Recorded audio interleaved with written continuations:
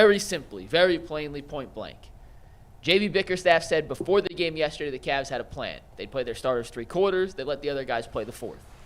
He admitted to scoreboard watching before the game, and in his post-game comments admitted they were keeping an eye on the other scores around the league. It seems like they made a conscious organizational decision when they saw how the scores were falling to see whatever happens in the 4th quarter. Wait, are you being nice? Seems like?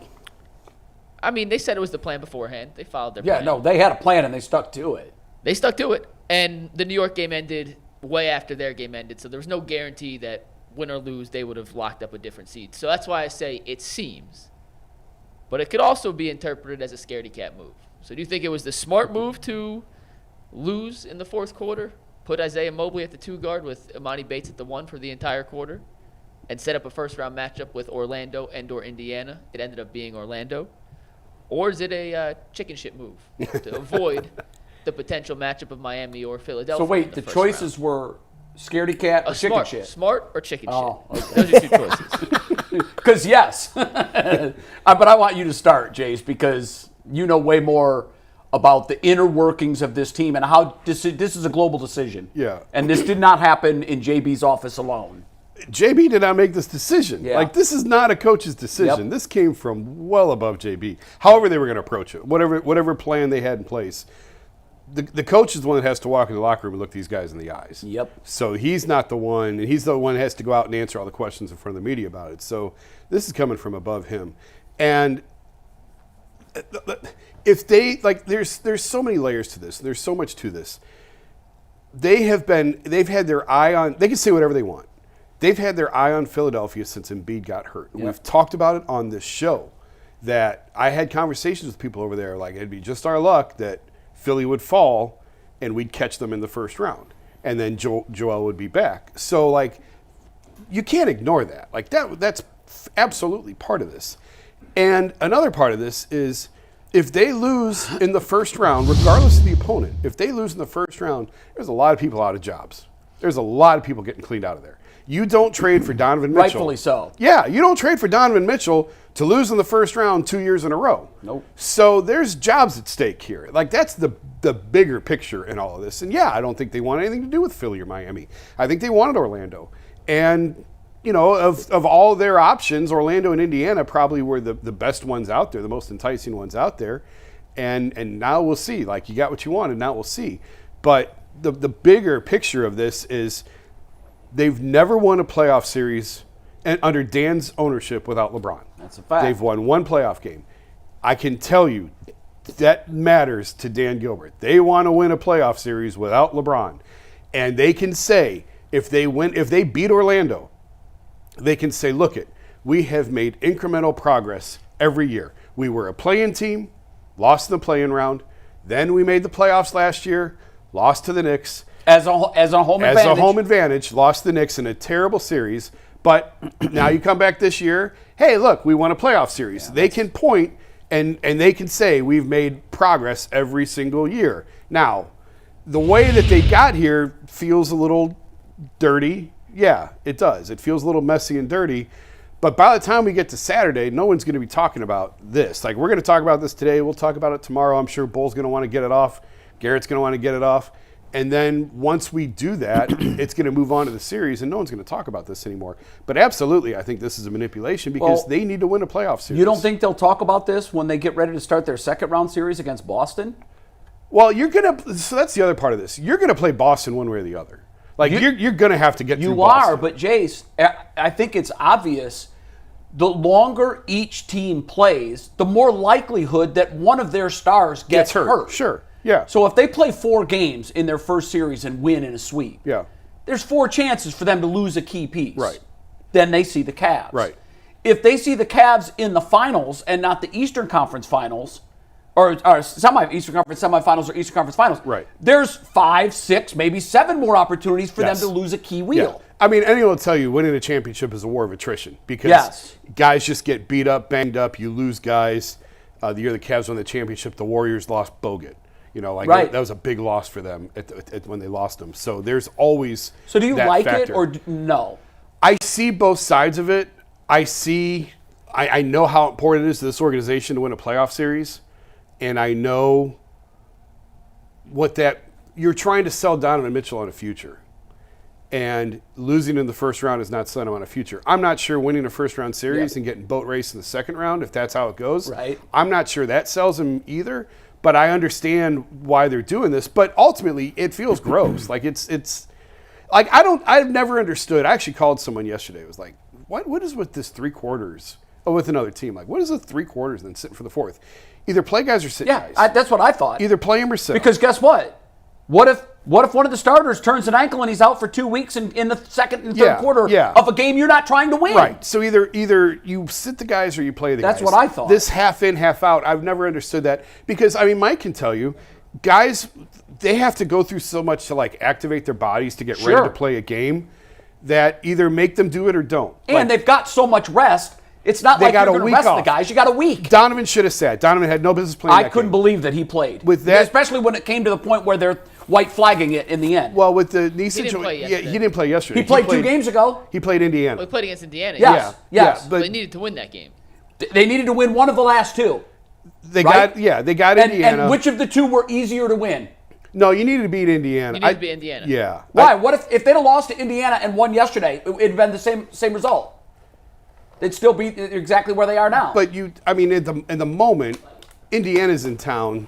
Like, you need to play that game. You need to win that game. Thank you. You need to win that game. I get that, but you're also looking ahead to the last game. If you can't beat them with a full effort minus Donovan Mitchell. But no, you play Donovan against Indiana, win that game, and then you can sit him for the final game, and now you give him those extra. Like, he should have sat. Like, that was the right call for him to sit yesterday.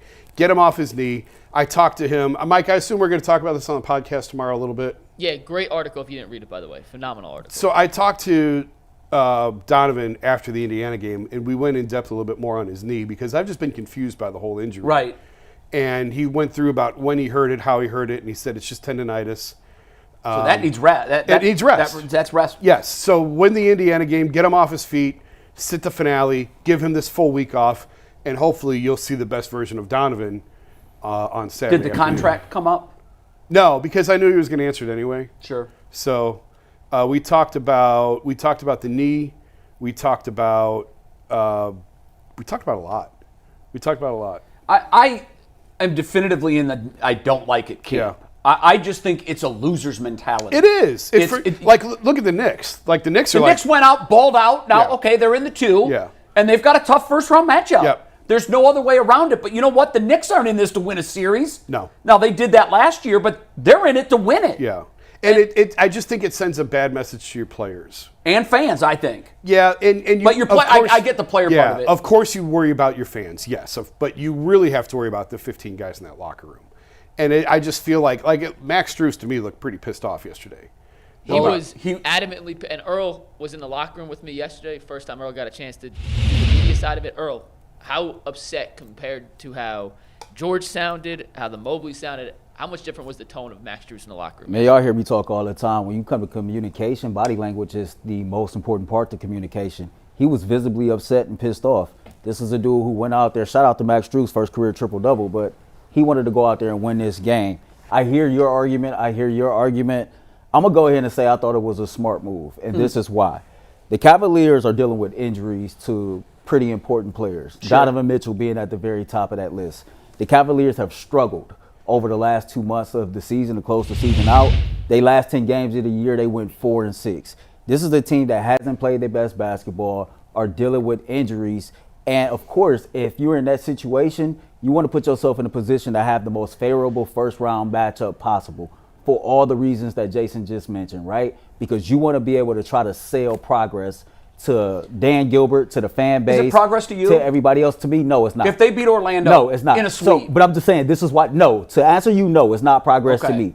But this is what they're trying to sell. That if you can go out here and you beat Orlando in the first round and you just so happen to lose to Boston, that, hey, you know what? We gradually have gotten better over the last 3 years. I call BS on that, but this is how I see it. And so if you play Orlando in the first round, I think it does something for the psyche. I think it does something for the confidence of this basketball team if you can get out of the first round of the series. So I thought the Cavs played it smart. They're trying to get healthy. They want the best possible matchup that gives them the best chance to advance in the playoffs and then see what happens in the second round.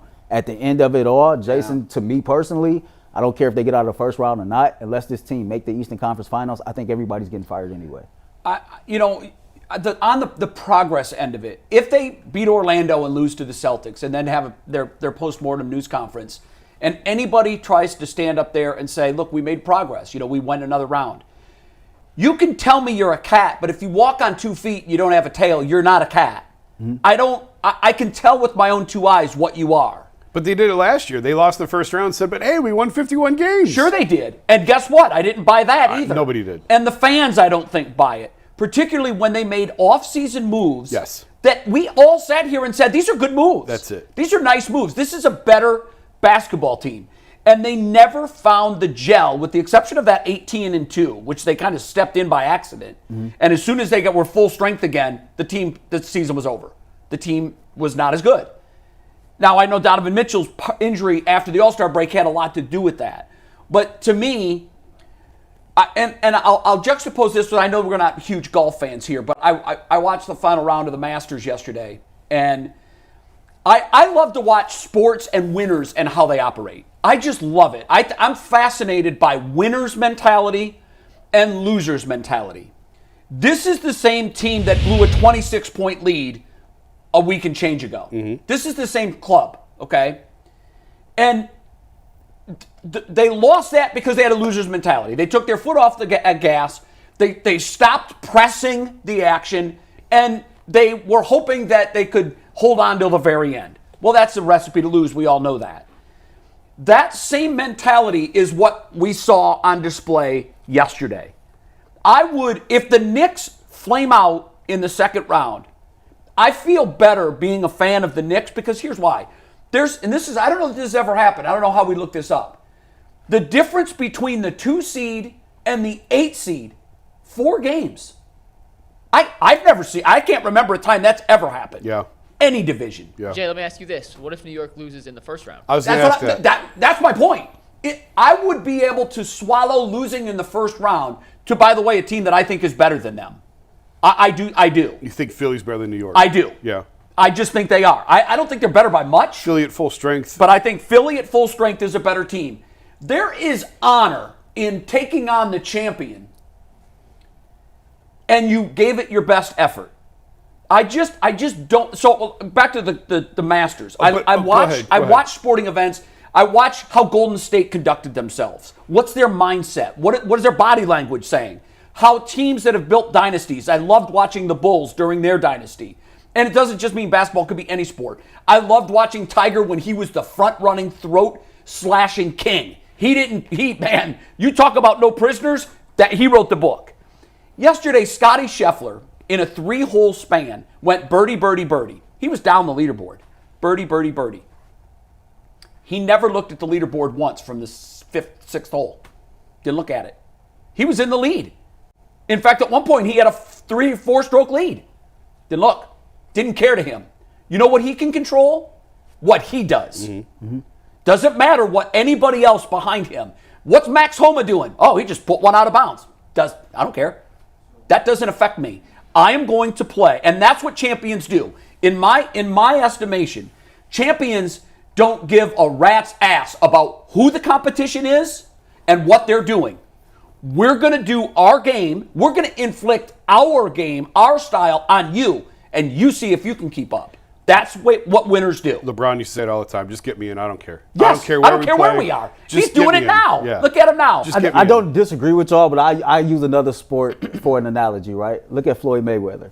Floyd Mayweather was always strategic. He was a defensive fighter. He was always strategic on the opponents that he fought. Right. Just because he could fight didn't mean he was finna go fight somebody that might be able to knock his ass out. I never liked that about Floyd. He was strategic in picking his opponents to give him the advantage. And I never liked that. And I think that's what the Cavaliers are doing in this situation.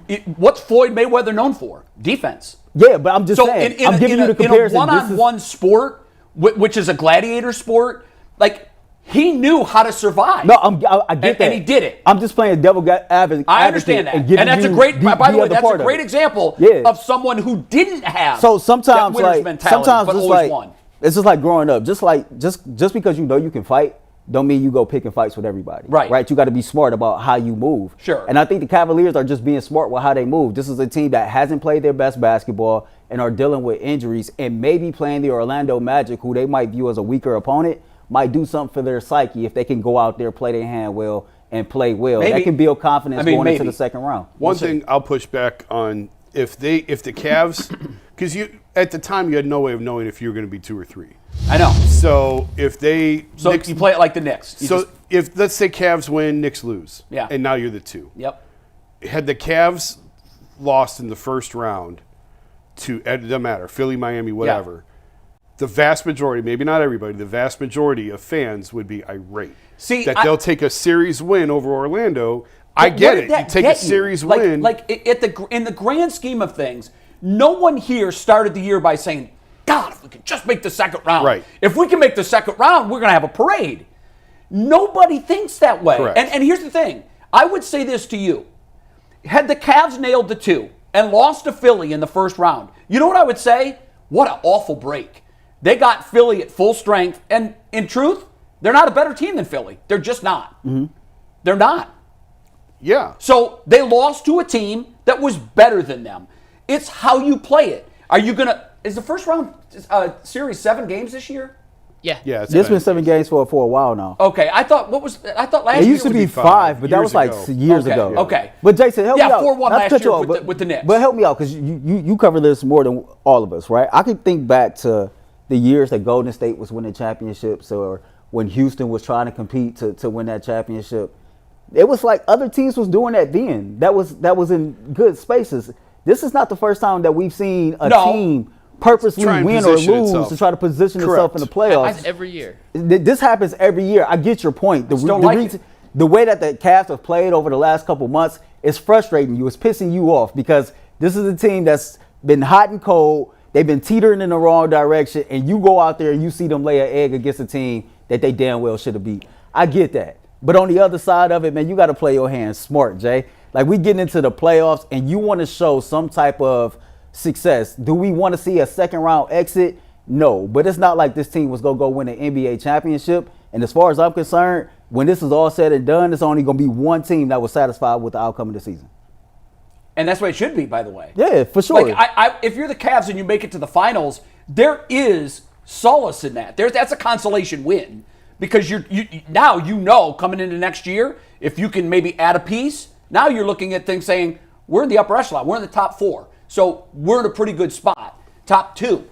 But the way the East is configured, like I said, I can't remember a year where there was 4 games that separated all these teams. There's Boston, and then there's everybody else. I looked at the West yesterday. I don't know how it finished out. I believe the difference between 2 and 8 in the West is 10 games. Where in the East... Technically, yeah. 9 games, really, because Denver and Oklahoma City finished tied. So. Okay, but yesterday when I looked, I thought there was 10 games difference.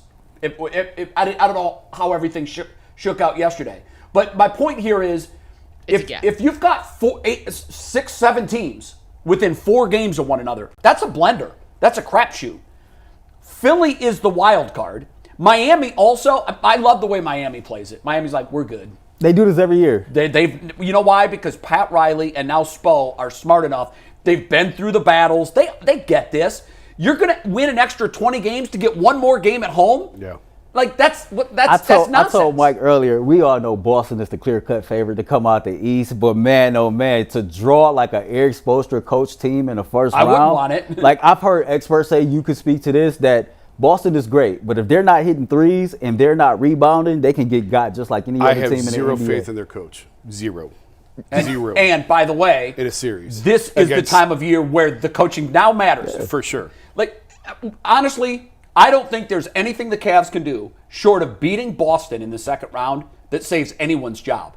To me, when they blew the 26-point lead to the Clippers, if I own the team, I am done. I'm not going to fire them right then. You don't want a new coach going into the playoffs, but I've made up my mind. You want to keep your job? Make it to the finals. Make it to the East Finals. Well, I don't think what happened in the regular season is going to No, but Jay, that was a dumpster fire. Oh, it was terrible. But it was the regular season, and this is the playoffs, and the playoffs is the only thing that matters. So I don't know necessarily whatever happened in the regular season will have an impact on that. But I mean, jobs are absolutely at stake in this, which goes back to Does Kobe go too? He might. Depending on how this goes, yeah, there's a chance that happens for sure. Because, again, if Donovan forces his way out, anything is possible this summer. Because that was an all the chips in the center of the table trade. And if you make that trade and you have nothing to show for it, like, again, the Donovan thing changes how we have this entire conversation. Mm-hmm. If Donovan's not here and this team is progressing this way, nobody's upset. No. Nobody's mad. No. But it's the Donovan piece. It's that you went out and you made this big move. You have a top 15 player now, to top bring 20 this guy player. in. And by the way, I'm kind of going on two tangents here. So the Donovan piece is really what has really amped all of this up. But this is still, like Bull asked a question, he gave us on Mikey Special last week and said, what's more likely? The Cavs lose 4 games to the Celtics by 25 or more points, or the Cavs beat the Celtics? I took the Cavs to beat the Celtics. Oh, I would too. I don't think they're going to lose 4 games by 25 points. This is a really talented roster. It is. And they've done well against Boston. And if you give Donovan a week off to rest his knee, if he's back the way playing. Do you think that'll be enough? Yeah. I don't know if he's going to be 100%. But I think he was starting to turn the corner the other night, and you give him a week off, I think he's going to feel pretty good by Saturday. And this is a really talented team, and there's no reason that they can't get hot again. There's no reason. Could he get to like 90%, 95% in your mind? I don't know. Because to me, looked as good as he looked since the injury against Indiana on Wednesday night. Jason, you and I were there. Mm-hmm. He moved. The explosiveness vertically still isn't back. The lateral quickness was back. He had good elevation on his jump shot. I thought it was 75-ish%, and now he gets 10 days essentially from that game to that game 1 should of be huge. Yeah. That should be. Now he should look great in game 1. My concern is game 2. Jason, I got a question for you. And the full, not to cut you off, the full schedule has been released yet, but in the first round you get multiple days off between games. So, great points on Kobe Altman. Remember when we had the conversation about Andrew Berry and Kevin Stefanski? Yeah. And there was the talk, if Kevin Stefanski is going to go, if Andrew Berry would too. Yeah. And we had the conversation, we compared it to grocery shopping. Okay, here's the grocery list of things that Kevin Stefanski needs to have this team better or in a better position next year. We said, okay, Andrew Berry went out here, he went grocery shopping. Now it's up to Kevin Stefanski to go in the kitchen and make a quality meal with what he's gotten. I think Kobe Altman did the same thing this offseason. He looked at what we had. He said, "Okay, I'm gonna go get some shooting. I like the I'm gonna moves go he made. shop for some shooting. JB, this is on you." I don't so. think If this falls apart, is it like? Do you still see both of them going, or the reason Kobe goes is the Donovan piece. It's the Donovan piece. If Donovan forces his way out, and I don't know that he will or not. I don't Do you have know. a gut? If you had to put chips in the table, He's out. he's gone. Yeah. Yeah, if you're like gun to my head, I got to make a choice. He's gone. Wow. But there is still time. Again, I've said this before. I've been trying to write for a month. I'm just going to write it. I've been trying to write. His best path forward is to sign the extension because it truly is his best path forward. It assures is to them sign more money. You get the money. You get the money. I don't know why he wouldn't. You kick if he's just done because he'll get the money anyway because they're going to trade him, and when you trade him, your bird rights go with you, so he could sign the same deal elsewhere. Well, they don't have to trade him. They don't have to, but they don't have to, but they have to. Because you can't It's interesting because the Guardians were in that situation with Shane Bieber. Yeah. And now they can't. Well, yeah, but this is a little bit different because farm systems being what they are in baseball, basketball, all you have is the draft. And they've traded 5 years of control of their draft Right, yeah. in exchange for this guy. And you don't have to trade him, but you have to trade him if he's not going to sign the extension. But his best path forward, I believe, is to sign the extension, kick the can down the road, give this one more year. If you sign an extension, you're not necessarily committing yourself to all those years in Cleveland. You're committing yourself to one more year. And the longer the extension, the more the Cavs would reap in a trade. Because then the trading team would have longer control. This is what he did when he was in Utah. It's exactly what he did. This is what Kevin Durant did when he was in Brooklyn. And you sign the contract knowing you're probably not going to play out that contract in that city, but you get your money. The team gets another year with you, and then they recoup assets when they move you on. What risk does he run if the Cavs just say we're not trading you? Well, then he'll say okay, and he'll play out his last season, and he'll walk. No. I'm saying if they sign he does an extension. Oh, to lock in the max. Yeah, okay. And then after 1 year, he says, okay, I want out. And they're like, no. Well, they could try that, but it will not end well for the Cavs. It never has. It hasn't historically. The team. It will not end well. Yeah. Because it's a player-driven league. Yes. To me, when I hear you all talk about this situation, clearly the Cavs went all in when they made the trade for Donovan Mitchell, and that sped up the prior process with everything. Evan Mobley's development, Darius Garland's development, etc. At this point, this is how I feel about it, because I hear you talk about this a lot, and you're more in tune than I am. If you really feel like in your gut that Donovan Mitchell is out of here, I have to roll with that. But at the same time, if I'm Dan Gilbert, I gave you all the firepower in the world to go make this trade. Kobe, you do whatever you have to do to see this through. Sure. Don't handicap yourself with these 3 other core players, because the main priority, the main objective is Donovan Mitchell. You know he's your alpha dog. You know he's your team leader on and off the court. You do everything in your power to make sure he don't leave Cleveland. And that means whatever it is you got to do. Because if he wants to leave, like Jason just said, if he wants to leave, it's a fait accompli. You just better hope that you get to that situation to where he don't. Kawhi Leonard won a championship in Toronto and said, left. And see, he's out of here. Hey, way off topic, and I know we're going to switch after the break to talk about their chances against Orlando and how this series plays out. And way off topic, where does LeBron play next year? LA. In the words of Ahmad Crump, Cleveland. Man, why are you doing this to me at 11:35? Because here's why. I know you have an educated guess, which is more than most. Most have a hope. I'm gonna say it, bro. No, say it. I'm gonna say I'm not making. You're not going there. I'm not making a headline. Okay, I'm again, not you've getting got a phone 100 call. poker chips on the table. How many of them you are putting in the middle that he's going to No, LA? let's do this the other way. We're going to do it the same way that he did it with Donovan. Gun to your head. Yeah, that's a little harsh. Gun to your head. Because that's all or nothing. What I'm asking is, you've got 100 poker chips. Yeah. How are you splitting them up as to where he plays I'm next gonna go pee and sit this hand out. No, you're not. What do you got, 80 for the Lakers? Yeah. 10 for Cleveland, 10 for everywhere else? Let's go 70-80 for the Lakers. Okay, that's what I feel too. Yeah. And then what if the remaining 20-30 go to Cleveland? And He's not going there. Come on, it's Monday in April. let's go. This is what I'm looking for. Wherever Bryce decides that he's going to go play Bronny? his... No, not Bronny, Bryce. Oh, Bryce. Wherever Bryce say he's going to play his college basketball at, that'll tell me everything I need to know. Well, Bronny is considering Ohio State. Yeah, correct? but see, Bryce is the better player between the two. No, I know he is. Bryce but, is the younger. I'm just paying attention to If Bryce. Bronny says, I'm going to go to Ohio State, doesn't it kind of give credence to the idea that LeBron would want to be back in Cleveland? I believe Bronny's going to be in the NBA next year. Oh, you do? Yes. Bronny's going to be in the NBA. You got Michi Johnson Jr. coming back to Ohio State. You know the Johnsons and the Jameses. They linked up. Who knows? You might get Bryce that commit next. Hell, Dewan Package deal. Dewan Wagner's son just said he was entering the transfer portal too. So you get these kids at Ohio State. Let's go. Let's do this. All right, Mike. So, Jay, real quick, I looked up the last 20 years of NBA standings to try and see if 2 through 8 was as clustered as the Eastern Conference is this year. Couldn't find another example. No, I can't ever remember clustered. it. 2 through 8, I think, I don't want to say NBA history, but at least what I could search on ESPN in a quick database, the most clustered we've ever seen in Eastern or Western Conference, 2 through 8. Also in terms of teams intentionally setting up matchups in the playoffs. I was talking to somebody who is very well connected in the NBA yesterday about the Cavs situation, and I'll tell you guys what he said on tomorrow's Ultimate Cavs show, but he also said he was not a fan, but then he followed up with that being said, if I was the Lakers, I'm throwing the 7-8 game and trying to win the 8 so I don't have to see Denver in the first round. So he doesn't like that, but he also knows teams do See, that situation's so different, though. All the time. I mean, I